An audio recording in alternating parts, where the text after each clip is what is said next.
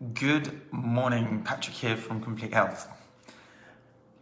And I'm just about to tell you that I'm miles ahead of my New Year's resolution. Now, rather than setting myself something to give up with the New Year's resolution, what I try to do is set myself a goal or a target. So my goal this year was actually to start reading more again. So typically, I would try and read at least a book a month. And the reason why I like to read a book a month is it keeps me on top of my game so that I'm improving in my business, my personal development, my chiropractic development, so that you guys get the best version of me so that I can help inspire and improve the lives of others. However, the book that I'm currently reading at the moment has inspired for me this conversation, and it's David Attenborough's book. Now, David Attenborough, obviously, he's done a couple of different bits this year. He's been on a huge campaign to try and get the world to become slightly more sustainable. And he's done two parts. He's done a documentary and he's done a book, and he called it his witness statement. Now, David Attenborough is 94 years old. He's 94 years old, and he's just written a book. So anybody that ever tells you that they're too old or they've gone past the point that they can no longer do the thing, just understand that David Attenborough is 94 years old and he is still working with the BBC. He is still producing books. He's working with Netflix. He's still going on campaigns. He is still trying to inspire and change the world when he's 94. And David Attenborough's main thing that he's talking about now is sustainability. That the human race is not a sustainable race. And interestingly enough, he's talking about it on an environmental sense. However, I see exactly the same problems within my practice that people do not think in a sustainable way. Let me just explain what I mean by that.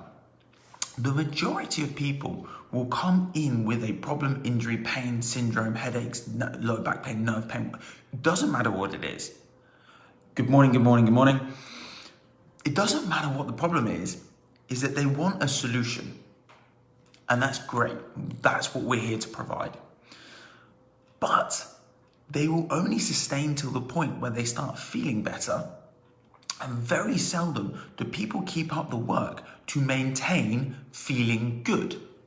In the same sense, let's just look at an example.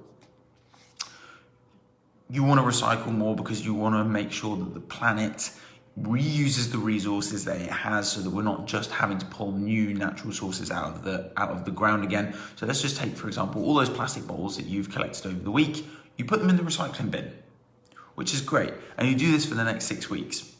You start making your impact on the planet, your carbon footprint starts to come down, and 6 weeks later you go, it's really annoying separating my rubbish, I'm just going to throw it all in one bin. You've made a difference during that period of time, but now you're going straight back to square one. Now, I see exactly the same thing. People will start their care, they'll do 6 weeks, they'll start doing the exercises, and they'll go, I'll do the exercises and I will see how it goes. And you can almost definitely, without a shadow of doubt in my head, know that that person's either going to end up back in my office or in someone else's office in the next 6 months to a year. And the main reason being is that people are very vulnerable after that initial phase of looking after themselves and feeling good, but not doing the follow-up. And it's not sustainable health. Sustainable health is when you make small changes and you apply them over a long period of time. Doing a small change over a small period of time and getting the problem fixed and then going straight back to where you were is unsustainable. It's the same as cutting down the Amazon rainforest. It is the same as not recycling it. It's the same as constantly using fossil fuels to fuel our cars. It is the same as not looking after your body consistently. It's unsustainable. So what actions are you putting in your place in your life that are unsustainable long term? Maybe you're smoking, maybe you're drinking, maybe you're not exercising, maybe you haven't got a decent supplement routine or you're not getting the right nutrition. All of these would be considered unsustainable for the body, and in long term will result in some sort of pain, syndrome, illness, sickness, or disease. If you're not getting the adequate volumes of vitamin D and calcium, the likelihood is your bone density is going to change. If you're not getting the right level of exercise and you're sitting in a desk all day, you are going to get muscle syndromes and imbalances, which could lead to degenerative changes. If you are smoking on a regular basis, the likelihood is you're putting chemicals into your body, and somewhere, whether that's high blood pressure, cardiovascular problems, or cancers, they are all led to by the types of stresses or unsustainable behaviours that we perform. So maybe we should get a little bit of inspiration, not necessarily for saving the planet, but for actually saving ourselves, from David Attenborough. Like I say, if he's 94 and he still has the ability to get up and write a book, go around the world and deliver conferences, then realistically, anybody should be able to actually perform the same actions. By the way, if you guys hadn't already noticed, David Attenborough is one of my idols. I think the guy is an absolute legend. He's also got one of those voices that will be with us for the rest of our lives. He's just a huge inspiration, especially right now on a planet where we're potentially running the risks of imploding if we do not make some big sustainable changes. And if you haven't already watched his documentary and you haven't read his book, I would seriously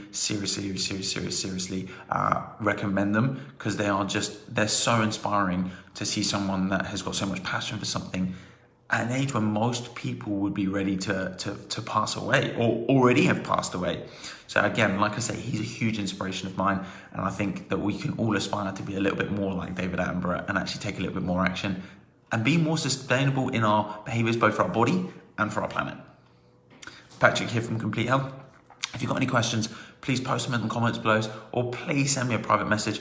I'm here to help you guys get onto a sustainable way of living. And like I say, we're here to support people's health, regardless of what that means. We are obviously in the clinic, but that is not the only way that I like helping people. There are people that will send me questions, and I do answer them.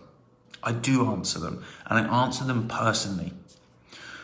Patrick here from Complete Health, and I'll speak to you guys again tomorrow. Take care for now.